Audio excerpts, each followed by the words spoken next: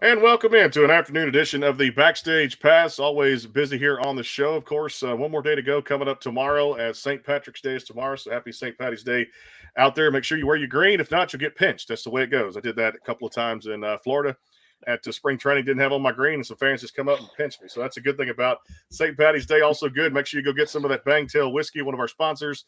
Bangtail Whiskey, bangtail.com, or check them out at the Easy Liquor app and get the bottle sent to your door. And I have nothing in this cup, but actually might want to put something in here in one of my coffee mugs here. Also, thanks to MitchMacs.com and our good friends over at Hank Jr. Productions, no doubt. Our thanks to Dan Rogers, the nephew of Kenny Rogers, joining us this morning to kind of get things kicked off on the show. If you missed that one, it's on the Backstage Pass 409 Facebook page. Brandon Morrell here flying solo. Pleased to welcome in one of the best and brightest out there. And I'll tell you, when I find him, we find him out here. Drake Milligan joins us here on the Backstage Pass. Drake, how's it going?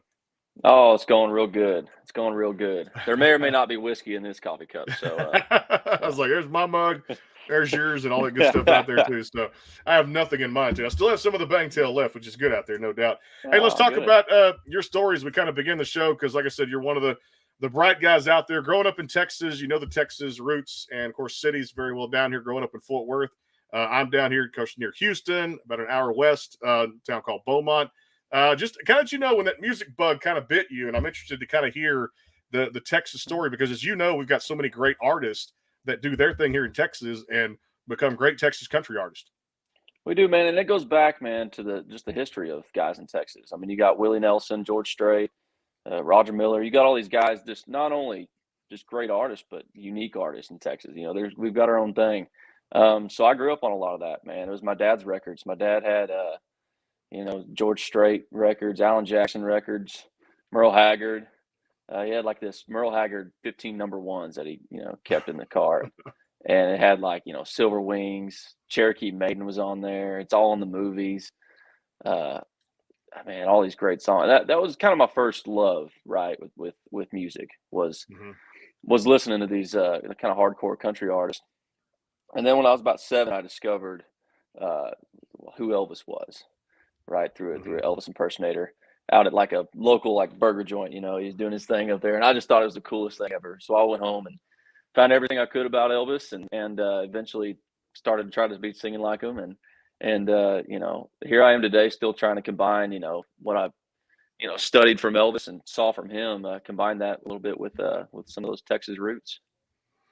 Talk about just your music, because I really feel like, too, you made that move so young to Nashville and, of course, began doing co-writes, recording sessions, things like that, too, based on your story. And, I love the fact that you say songwriters kind of taught you how to tell a story, producers kind of, kind of how to use mics and different, the studio's kind of the vehicle for the voice, things like that.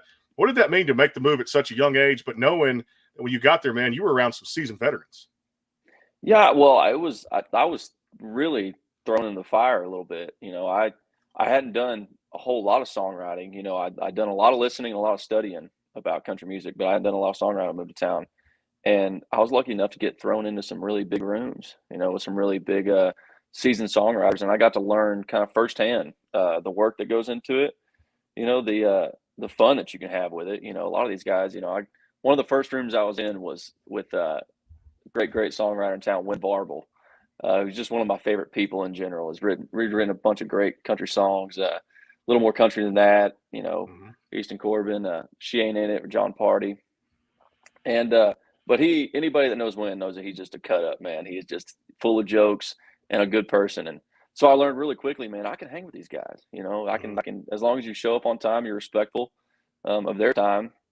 And, you show up willing to work and show up with titles and ideas that you can kind of make your way in the songwriting community. I found that real quick. So, I was really, really lucky to get a firsthand masterclass, not only in songwriting, but then going in the studio with Tony Brown and Brandon Hood, who I think are the just two best producers in town. And go in with these musicians that have played on a lot of my favorite records growing up, and kind of letting them take the reins a little bit, and letting them have some freedoms and play the steel guitar, play the fiddle a little bit, and man, it's been a real masterclass. I bet so. Like taking it to School 101 back to either Belmont University and going up there and taking singer-songwriter classes, things like that, and working with some of the best people. Hey, let's talk about your debut EP, which you guys released last year. A great selection of songs, I thought, real authentic country music. We talked about telling stories and, putting songs out there that resonate with people. How did it come together? I know you were excited to get those 5 songs out last July when you guys released that just before the 31st of July, I believe. And, Yep. looking back, I mean, great team of people you got to work with on the record, right? Yeah, great. I mean, like I said, Tony Brown, Brendan Hood, a lot of these musicians, Paul Franklin, Tom Buchback, Stuart Duncan on fiddle. Like I said, like guys like Stuart, man, have played on all those Alan Jackson records that I loved. Mm-hmm. Guys like Paul Franklin played on literally everything, all the George Strait records. And so it's like when I hear these guys, it's like a lot of these memories from listening to them growing up start coming back. And it starts to make sense, when they're playing parts and you're like, this is why I love this song. It's because he's playing on it.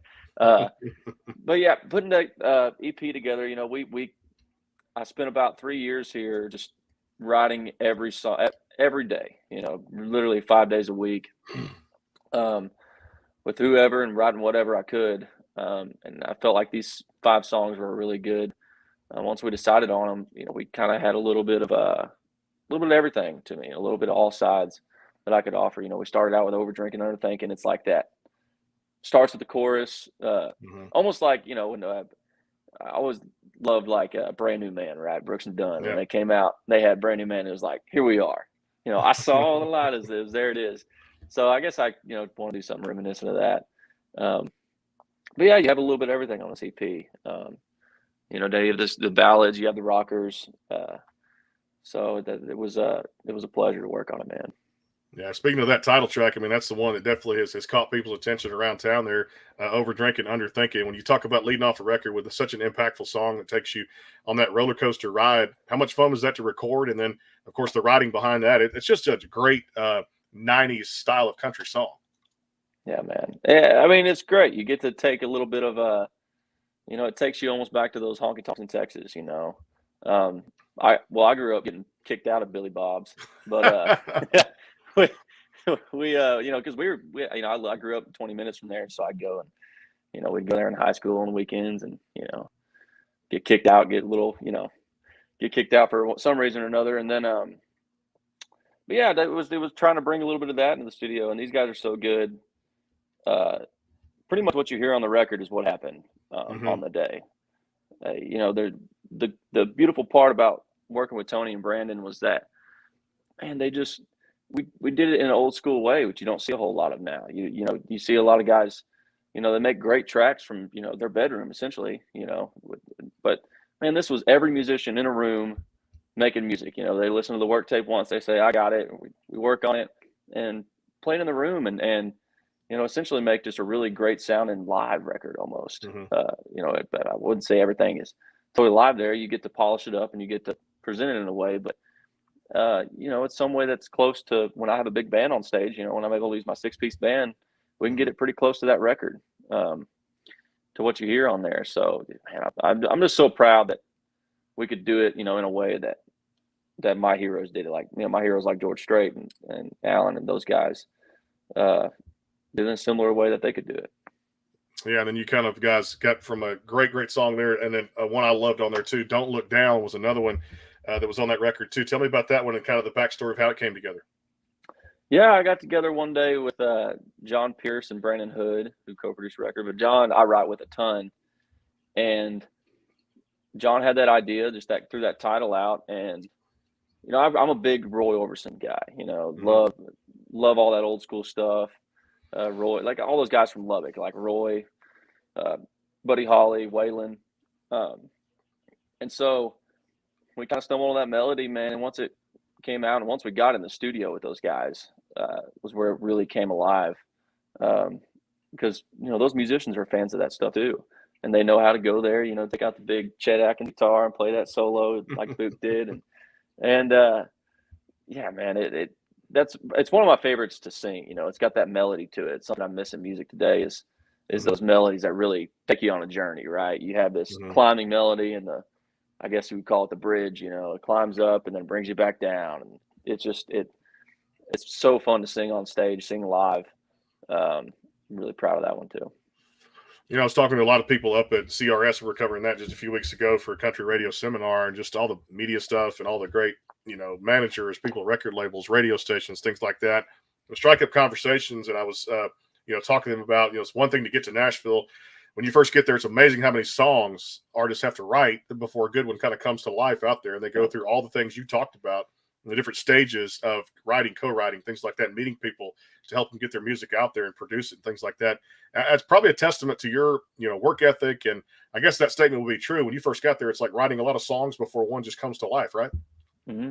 Well, it is. I felt like for a while I was playing catch up. I got thrown in the fire, if you will, like I said, and I was like, well, I'm going to have to work as hard as I possibly can. Writing every day. As soon as I get home, I'm sitting back on the guitar and I'm sitting there racking myself for ideas and trying to write the best song I can every day.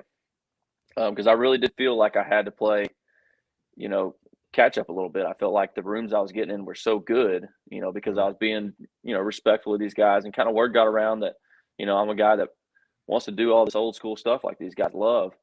And so, I found myself in these rooms, and I was really, working hard to just try to keep up in those rooms is what I was doing. And I'm still that way. I still feel like, my best stuff's yet to come, and still writing all the time. Still, working on record number 2. I can't wait for that. Like I said, always a good thing. Yeah. As far as the live shows go, let me ask you about this. I'm seeing more and more concerts, and people kind of get out there now that this thing is kind of, I guess, died down a little bit. I hope there's no more variants out there to deter it, but you never know. Like I said, with that, where are you guys at with the live performances? Are the shows starting to come back a little bit? They are. They're starting to come back. I'm really looking forward to get back to Texas.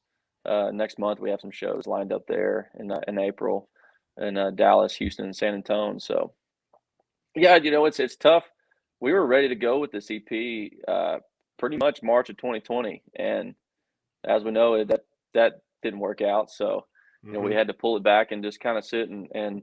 But it was, for us, we had time to plan stuff and sit back. I went back to Texas and did some hunting, hung out there, and so but man, it's so good to be back and open back up. It really is. That's the best part of it. Like I said, getting out there, seeing live shows do their thing again. Let me ask you about this. Of all the great people you've worked with up there, you mentioned a few of them, but I want to ask you about one specifically because I love his work, and he's just a great writer, great just a person for the music industry. And where I'm going with this is Monty Criswell. Anybody knows Monty Criswell? Yeah. He's worked with Josh Turner, Tanya Tucker, and I believe Trace Atkins too at the same time. Tell me about that experience meeting one of the finest there in Music City. Yeah, well, Monty, man, Monty has the just best melodies in town. He just, like, I Saw God Today. You see so much of Monty in that song. It's just, and on top of that, another one, you get in there and you're like, man, this is a really good guy. I can just hang out with this guy for hours at a time in a room. That's what I say most of the time. If I can hang out with somebody in a room for 5 hours, then chances are we can get a song done. But Monty, more than anybody, man, almost more than anybody, he's just a solid guy. And again, those Monty Criswell melodies, you can't beat them. You really can't. No, that's why they come to mind for a lot of those 90s classics that you hear, and working with those three legends in itself is enough said right there. You mentioned writing. Let's break that down a little bit more kind of specifically and talk about just where you draw that from. Is that all kind of personal experiences you have to have lived it to be able to kind of make a song out of it? Well, not necessarily. Most of the time, you try to pull in some kind of emotion that to it. A lot of the same way I did some acting a few years ago, and a lot of the same approach to that. You just have to. You're not necessarily going to have these opportunities where I played Elvis in a series, so I don't have this. Obviously didn't come from the same background as Elvis. I'm not anywhere close to Elvis, but you have to find a way to attach yourself to something and really feel that emotion. The same way with songwriting, you try to attach yourself, some kind of emotion, but a lot of times you just go in there with a hook. Maybe you have a phrase or something, or maybe it's a melody, and you just go in there and try to feel it out, and be open to whatever your co-writers throw in there. And so, it's no, I wouldn't necessarily say that everything I write, I've totally lived it, but there are those days where an idea comes up or something, you go, man, this is, or maybe you write something that don't necessarily relate to at the time. But later on, you go and listen to it, and you go, man, I guess that's where this came from. You all of a sudden started like, man, I was writing about this, So it'll surprise you sometimes. I bet so. Now, this is going to be one I'm going to kind of throw you for a loop here, but this is always a funny one I like to ask. So, if you're ever in your favorite kind of sanctuary, for me, it's a golf course, or like I said, when I'm in the blind and I'm deer hunting out there, after the experience or after the day, being on the golf course or in the blind, does a good song ever kind of come out of those experiences, or has it? Well, totally, the golf course, totally, because I'm, especially during the summer, when I was on a writing schedule, I'd get done at maybe, if I got done early writing a song, we usually I like to start at 10. Most people start at 11. Mm-hmm. You write till, 2 or 3 at the kind of earliest, or yeah, sometimes you go later, sometimes you go in the evening. But if I got done at 2 or 3 or so, I mean, I'd haul butt over here to the golf course and go play 9 or 18 if I could, just to decompress and maybe think about the song. Maybe new lines will hit me, or maybe we didn't quite finish the song and I'm sitting there hitting shots, thinking about it. And again, when I go back to Texas, I hunt out there and out towards the Panhandle of West Texas, spend a lot of time out there. For me, most of the time, it's I'm out there, I'm hanging out, I'm enjoying, I'm decompressing, and then as soon as I turn that truck back towards Nashville, it's like all of a sudden, ideas are, Mm-hmm. So it would be necessarily when I'm in the blind. I like to just try to be in the moment as much as I can and enjoy that. And then once I turn around and I'm kind of getting to songwriting or work mode, it's Mm-hmm. like, boom, it's opened up. All these ideas start flooding in. Yeah, which is great to have those, like you said, those different sanctuaries and get the brain cooking. And of course, that sometimes it's like, well, I need a little bit of sugar, need a little bit of salt, need something to kind of keep me busy, eating some food or drinking something too as well. Yeah. Hey, you mentioned Elvis. I got to check it out too with the Sun Record series, which was amazing. The CMT TV series. I mean, that's just kind of cool. I mean, you hear that so much about this musical icon. It is Elvis Presley, and people talk about it. We've seen documentaries on it too. Grew up listening to his music and stuff like that. But getting to portray an iconic figure like that, I'm sure every day goes by, you think about that experience, right?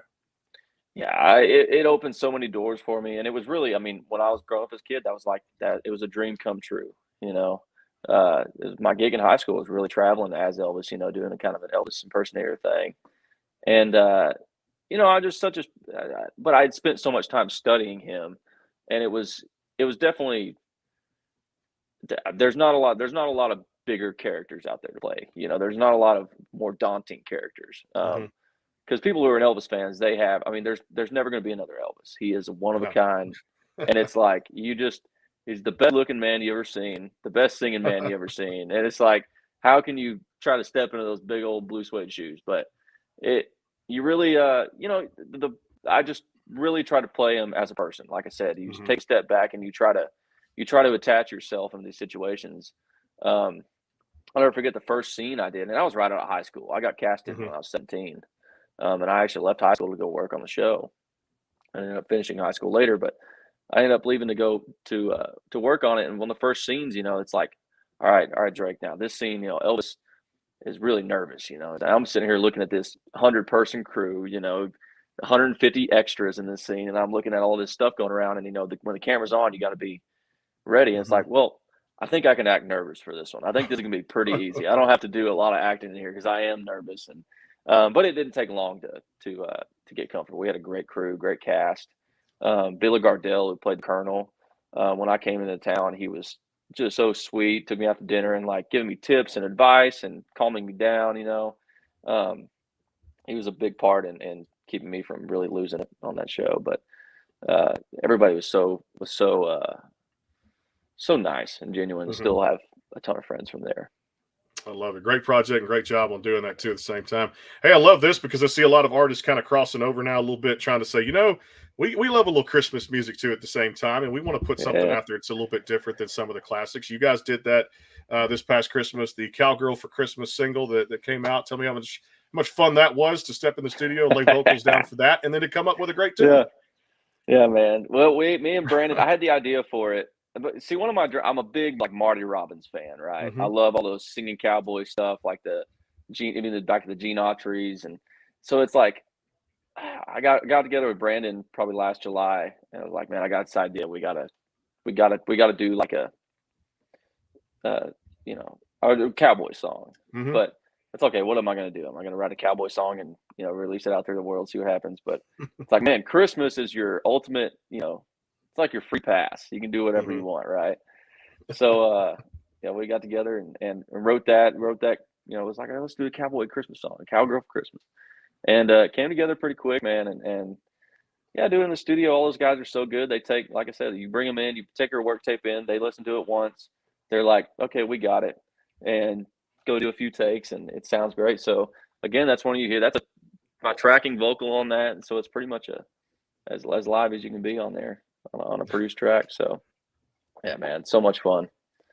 Also to put a little spin on it too as well. I tell you, back to your self-titled EP, another one I liked was Kiss Goodbye All Night. Kind of what was the story with that one? I'm sure there's a good one behind that one too as well, right?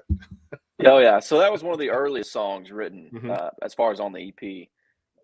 Probably it's been a few years now with Phil O'Donnell, Josh Jenkins, and again Brendan Hood. And we were really just trying to write Shania Twain song.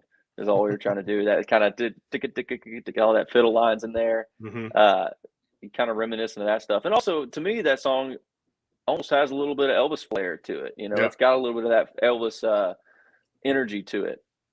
And then you got some of that stuff in there almost reminiscent of a really maybe the George Strait song, So it's like, man, that's our show opener when we play the live shows because it's got that great intro you can walk out to, and one of the most fun to play. They're all fun to play, I guess. Yeah, especially now that we've gone 2 years without nothing hardly to play out there, and having you guys step on stage and do what you do best. Hey, I can see this coming. This has happened for so many people early in their career, and that being stepping on that center stage of the Grand Ole Opry. I know that's every artist's dream to kind of get in that center circle. For you, I mean, things are starting to kind of pick up a little bit. Is that something you're like, man, as I make this list of goals and things I want to accomplish, performing on the Opry is something I want to do one day? Yeah, man, it's right up there. It's right up there. It really, I think just to see my dad cry, he's gonna be crying during that one. He will. He's a big softy. But yeah, man, that's right up there with it. And as big of a, just the love I have for the history of country music, getting to play the Opry would be, it would definitely be one of those stepping stone moments.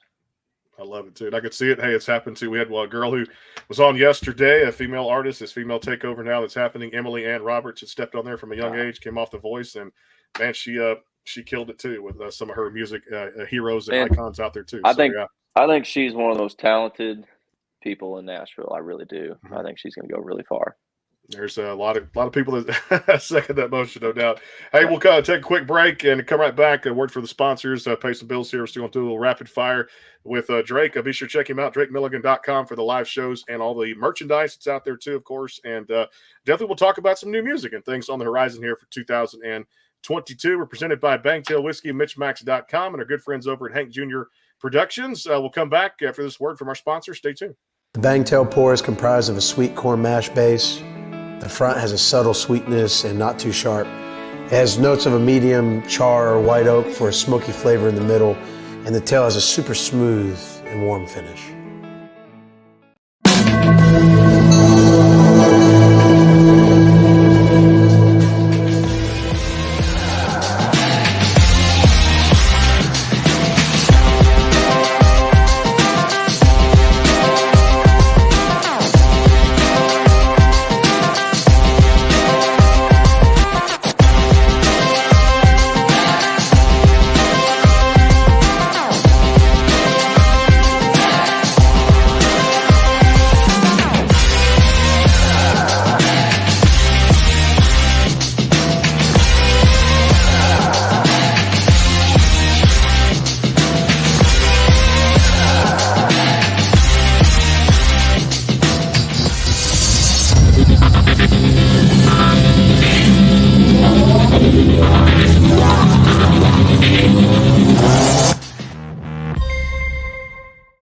Go behind the scenes with some of the biggest artists in music today with the Backstage Pass, powered by the SportsGuysPodcast.com. Join Brandon Morrill and his co-host Kirsty Krause, Jeff McMahon, as they talk to rising stars and legends about their music careers.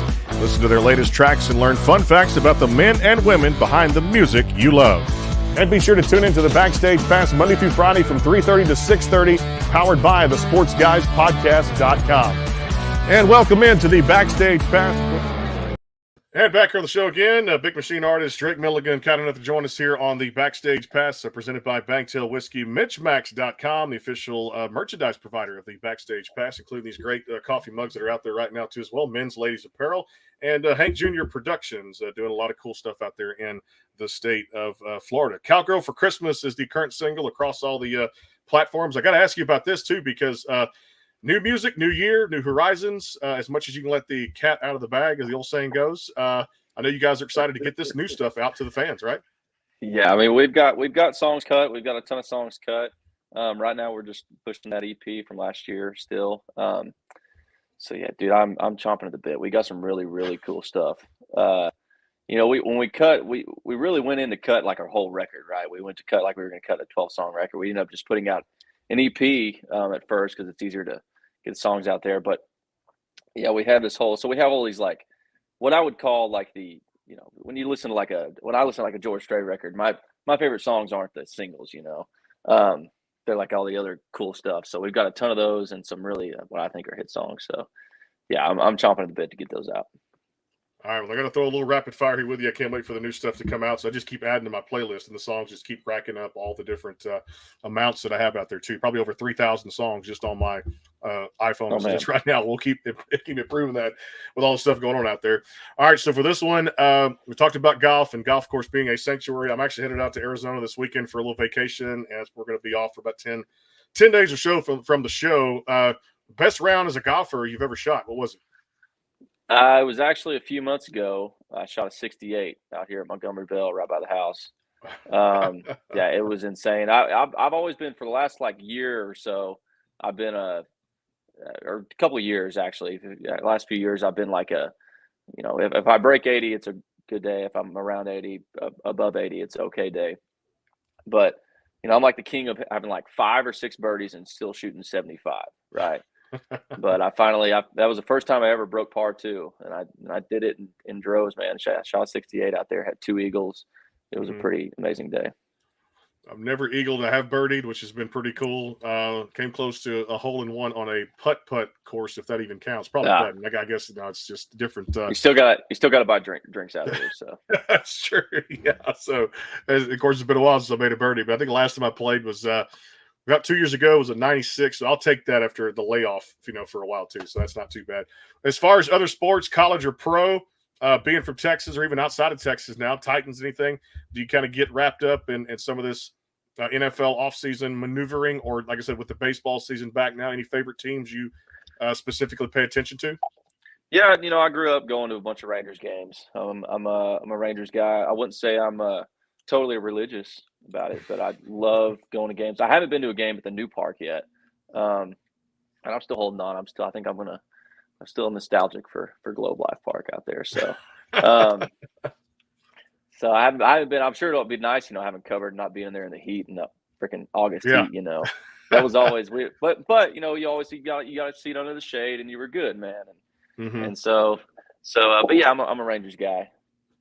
That's a good thing, because that's one of the teams I'm going to check out in Arizona out there for the spring training 2022. Hey, big spenders and Seager, Simeon, John Gray, Cole Calhoun. This ought to be a fun year for the Texas Rangers. I'm looking forward to this little maneuver. Well, it better be. It's about time. You see my hat. We took 17 minus all the reports and whatever, but I've been a Stros fan growing up, so I got my boy Verlander back at the top of the rotation, and of course we'll mix in the pieces last year. Tough loss to the Braves in 6, but like I said, it's just, I guess the one good thing is, not good thing, I'm just glad to see Freddie Freeman go somewhere else and play and not tear us up when it comes to the World Series if indeed we get back. All right, let's talk food. Do you like to cook? Do you like takeout? What's your favorite? Man, I like to cook, and being from Texas, I like to barbecue. I like to do some smoking. My brother's the big, he's got the big, pit, the rotisserie. I got just a pellet smoker over here at the house, but I love to do ribs, brisket. My favorite is pork belly. Do a whole pork belly. Oh man, so good. Good stuff right there. All right, so if it's not meat and we're talking vegetables, what's your favorite vegetable to eat? I like a good squash or maybe one of my favorite things to do. And I throw it on the smoker is cut up some Brussels sprouts with some bacon and good stuff and make them unhealthy and throw them on the smoker and get some smoke on them. Key word there, make them unhealthy. I'd still Yeah. put the bacon on it too, which is good. All right, let's talk pizza. Drake Milligan pizza. What toppings go on it? Oh man, so I'm just a meat lovers guy most of the time. One of the best pizzas I ever had, it was unusual. It was at this hotel, and I can't remember where it was. It was somewhere, I was staying for a few days, and I was kind of, locked up in the hotel, and I ordered a pizza. They had a pork belly and fig pizza. What? It was so good, and I've been wanting to do it. I think my brother's got some fig trees now, and so I'm hoping one of these days to be able to get some of his smoked pork belly and put some figs on there and make a pizza. I love that. Well, hey, speaking of venison, the biggest deer you've ever shot? Oh, probably this guy back here. There he is. A couple years ago. There we go. Nice deer. I got a couple more up there, but yeah, I'm just a big. I like the old. I got a big mature 8-point over here. Got in West Texas. Just a big old 130-inch 8-point. I like those guys, man. I love that, and that's a beautiful one behind you right there too. All right, let's talk about any other hidden talents that the fans may not know about. Is there anything that there's a Rubik's Cube or anything else out there that Drake Milligan has any hidden talents? Not a Rubik's Cube. Nope. I can probably take the stickers off. I can do that. You take the stickers off and put them back on. I can do that. Man, hidden talents. I mean, I cook. I like to fish. Golf. I'm a better golfer than most. I will say that's one of the things, man. I played in high school, and once I got out of high school, it was one of the best things I ever did, man, was play golf in there. Because, now I'm like everybody on Music Row, all the songwriters, most of them keep their golf clubs in the back of their car so we can go play afterwards. There's a lot of leisure time in the music business. Or you go to the show, right? We go to these shows and you have pretty much all morning. If you wake up in the city you're playing, you have all morning to hang out. So one of these days, one of these days, the dream tour, right, is you plan it around, if you're doing a fall winter tour, you plan around all these hunting stops. That's the Midwest tour. That's the Iowa, Nebraska, Illinois, right? And then, you're maybe later in the winter, you go out west, you go to Scottsdale, you go to Palm Springs, you go play golf. So yeah, that's the, there's plenty of leisure time in the music business. Yeah, I'll have to let you know how I shoot out there too, because it's going to be I think I'll probably find somebody to kind of hook up with and play a little bit. I don't know if my wife gets out there on the golf course too at the same time, but if we do that, we'll have to find a sitter for the 2-year-old. But hey, it's always a good thing to get out there, have fun, and the weather's supposed to be 80 degrees, not a cloud in the sky, just a beautiful Arizona typical weather, right? Love it. It's a hard job. Somebody's got to do it, man. Hey, love the EP. Following that dream from Fort Worth, Texas, being a Texas native myself, and pursuing that to Nashville. The self-titled EP is out there right now. Drake Milligan EP, of course, and then check him out at drakemilligan.com. Drake, appreciate the time as always, my friend, and keep us posted on all the new music coming out and continued success going forward. Appreciate the time today. Totally. Thank you for having me. You got it, my friend. Thanks to Bangtail Whiskey, Hank Jr. Productions, and our good friends at MitchMacs. Tomorrow, Kylie Morgan wraps up the week, and happy St. Patrick's Day to everybody out there. 2:30 tomorrow, Kylie Morgan. Stay tuned for that. We'll see you guys tomorrow on the Backstage Pass. Until then, have a great